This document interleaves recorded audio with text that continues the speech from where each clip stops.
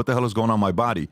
What's changed from that conversation I with want you you and to pay Byron to attention where to you what are he today? says, Royal. Well, a lot has changed, and a lot needs to change that hasn't. Here's what matters to me about the clip. Apology? Of course not.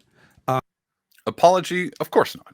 Why would I apologize? Why would I apologize to Byron? Why would I apologize to any of the people I lied to? Why wouldn't I apologize? He's going to go into this diatribe of an excuse of why you don't deserve an apology, even though this guy just spat in your face. I wouldn't say he's just spilling propaganda, just spat in your face. Nope, no apology. Doesn't need to. Here's the reason why. Byron Donalds comes on my show now. Okay. Why? Exchange of respect was never personal. I believe as a leader at that time, you had a duty to be thorough in what you were putting out there as opposed to just playing politics. Okay. This was never as simple as vaccine good, vaccine bad. Politics made it that. And it put us into a toxic environment, no pun intended, where even today, there's no curiosity about the vaccine. You get a VAERS system, which is very imperfect, and you don't have robust government dialogue or investigation of the vaccine. You don't have political investigation of what happened during the pandemic, what was right, what was wrong, to Vinny's point about what's still continuing, about who wants to control what. Because they only see politics, they only see advantage. My concern is that the unknowns are now more dangerous than the knowns. So what's changed since then? I don't have long vaccine. People are saying COVID. I've admitted, no, long. Man, I want to comment over this, but I just want you to hear this. Because the more and more I've watched this partly through one time, and I was like, I despise this dude. So I just want you to watch. I'm gonna keep going. He's gonna talk about, because he apparently is injured, but we doesn't know what. But yeah, we're just gonna keep watching this. Vaccine. Oh, okay. People are saying I've admitted that the vaccine hurt me. I have not admitted that. I don't know. Why that. would he? Do I now believe that we have data to support the fact that there are thousands of people who have had adverse effects that are not getting attention, let alone treatment? Yes. And I fault government for that. I do have what they... I fault government for that. Which he's gonna continue to go on this whole thing. He faults the government for that. I do too. Chris, me and you align. But how come my opinion was more spot on? And this is back in 2020. My opinion was way more spot on than old Chrissy boy's here. And he's about to tell you why, because it goes into nonsense. But no, the buck never stops with these people. You know, I had a podcast during the COVID thing, right? I never came out with hard, critiques, anything. I was talking about art and what the art scene was going to do and how people are going to go to art shows now that everything's locked down. That was mostly what I was focusing on, how people were handling as, artists and musicians. That's what the podcast was about back then. But I never had to come out. But if I came out and was like, hey, this is what I think, you definitely don't take them, or definitely go take them. And I was wrong about it, I would have totally came, because there's nothing wrong. There's nothing, you know what the decency of a good person is when they make a mistake, they can own up to it. You know what's awesome about owning up to mistakes? That's it. You own up to it. Hey, I made a mistake. No one thinks you're perfect. But this, I'm going to keep it family friendly. I'm having a hard time keeping it whatever. This guy, he doesn't have to own up to it because he's a coward. He's just a coward, and that's what it is. But let's continue listening to this coward spew. Call long COVID. Now, I say they call because the government, it's funny, after that clip, I got called by government people bitching at me because I said that the vaccine wasn't perfect. So they called me because I said the vaccine was now, you didn't pick up on that, Chris. At one point in time, you're like, hey, everybody get the vaccine. Vaccines are great. No, they're not perfect. Oh, hello. Hey, we're from the government, and you need to tamp down on that kind of rhetoric. That wasn't your first sign of being like, whoa, maybe I'm not thinking this one through. Maybe I'm not, because he obviously is like, well, I don't know. I don't know if these are. It's the friggin' Joe Scarborough thing over again. We're not doing Morning Joe this week. Morning Joe got replaced with this douchebag. That wasn't your first thing to go, hey, maybe I'm getting phone calls from the government on something might not be perfect. Bro, if the government, number one, hypothetically, vaccines were straight up, what if they were perfect? Do you think the government knew about that? And if they, I'm assuming Chris was right, and he's like, well, I don't know if they were perfect, because I mean, what's the chances of something being perfect? But the government calls you and says, hey, don't you say that they're not perfect, insinuating that the government, even though they're not perfect, the government wants everyone that's watching CNN to think they are. That should have been Chris's first thing. Like, well, let's pull the brakes on the rhetoric that I'm spewing, because if they're telling me that it's perfect, even though we all know it's not, they're telling me to tell you, the person watching, that it is. Something's amiss here. Oh, some spidey sense should be going off, but not this idiot.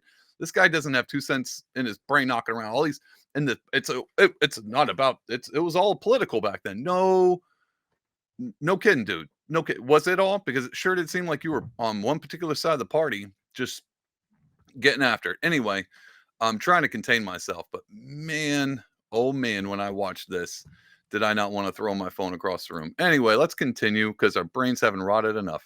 Wow. That's where we were then. That's where we were then. But they say, hey, Chris, easy on the long COVID. We don't know that it's a thing. We don't know. We're still trying to figure it out. It could be other things, autoimmune. So I'm saying my doctors say I have long COVID. I have the symptoms. They showed me my blood work, scared the bejesus out of me to see this glowing micro clot stuff that they see in my blood. That it really shook me up. So I'm doing all the protocols. My doctor, Terrain Health, they're an international consortium, because they have to do it themselves because the government's not giving them any guidance. The vaccine is a really important conversation that's being ignored. I do not fault myself for telling people at the time what the government was giving us as best practices. Okay. He just admitted, I don't fault myself. Straight up.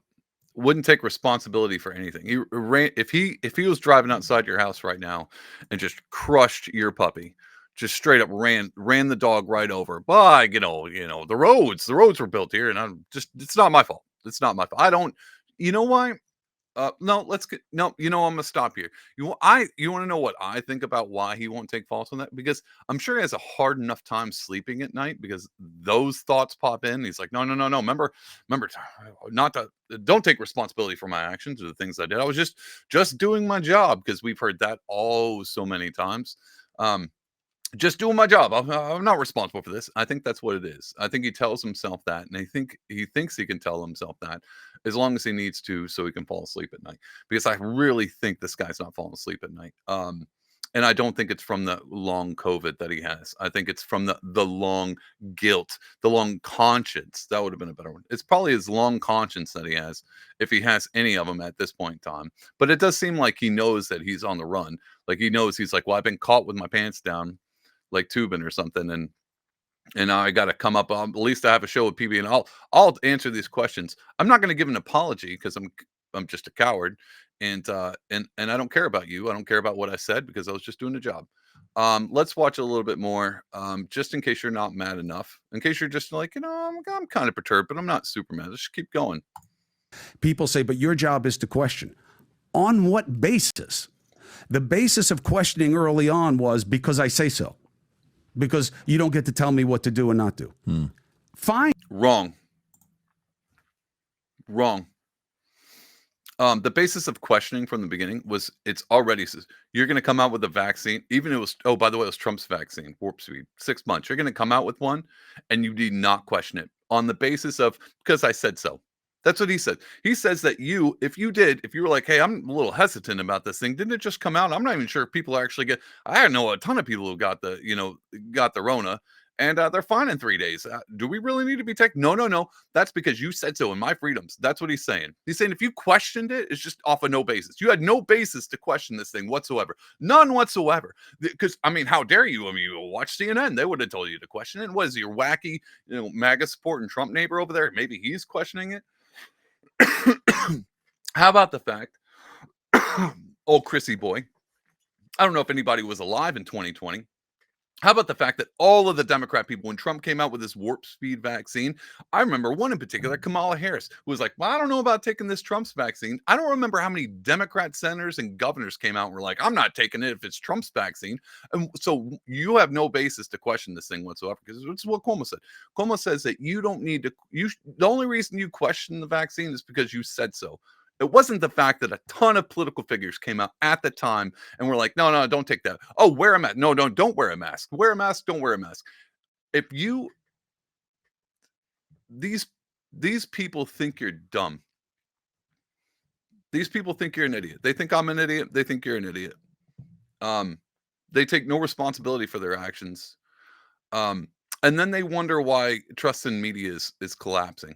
I think he's trying to do some kind of a damage control on his own reputation, and he's only digging himself a deeper hole. He's only digging. The guy's got issues, and he can't even admit that it was the vaccine.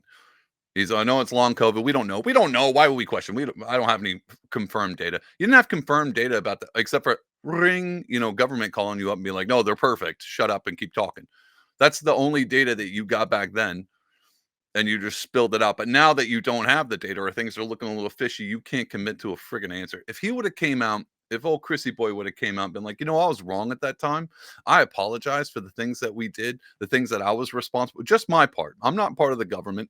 My brother was. It's not like I didn't have an insight into the government, except for my brother was. It's not that, it was COVID. We didn't really talk that much, except for my brother was on my show all the time making jokes about Q-tips. So this guy has zero excuse, but he's still going to come up with them. These are the people in media. This is when I go, the only reason I do this Pardon Will Live is because I want you to see how stupid and clownish the media is, because they hate you. And they think you're dumb. And what we do in response, we laugh. So every time they come out and he comes out, he's like, I want you to like me again. Laugh at him because he's a clown. He's a clown. They're all clowns. And so this is just right up the Pardon Will alley. I want you to make sure you laugh at them. I like when you laugh at my jokes because my jokes are funny. But tonight, we're going to laugh at these idiots because they're hilariously dumb and they're dangerous. And, at this point in time, if you're not black pilled too far into the ground, at least you can be clown pilled. Just laugh at them because it's all a joke to them. So let's make them a joke. That's my point. Let's see if he's got anything. You got any more BS to yell in your face? I say you are right. I said it then. However, you can't expect to be everywhere and do everything that the government is controlling, because you're not going to. Your kids aren't going to be able to be in school, just like is true today in terms of what your state's vaccine protocol is. That was my point. What this guy and others want me to do is to say, I was wrong, the vaccine is bad. I'm not going to say that. The data is overwhelming. Wrong. That's not what he wants. That's not what I want. That's not what you want. I don't need him to come out and be like, I'm sorry, I was wrong. The vaccines, I don't need that. I don't even know if because number one, I don't think he believes it. I don't think he believes it. And I don't think most people would anyway, but that's not it. He could have just stopped. Hey, I'm sorry. I got information. I trusted the people that told me. Honestly, I wasn't sure, so I just went with the talking points. I apologize because I put a lot of people's lives at risk. I've separated families. I've created wars among siblings. I created, I fed into this machine that was slowly destroying the country, and I apologize. That would have been fine. You don't have to come out and be like, oh, I'm anti-vax. You don't have to do a full 180. You don't got to come out and be like, the election was stolen. You don't have to do none of that. No one needs you to do anything but sincerely apologize.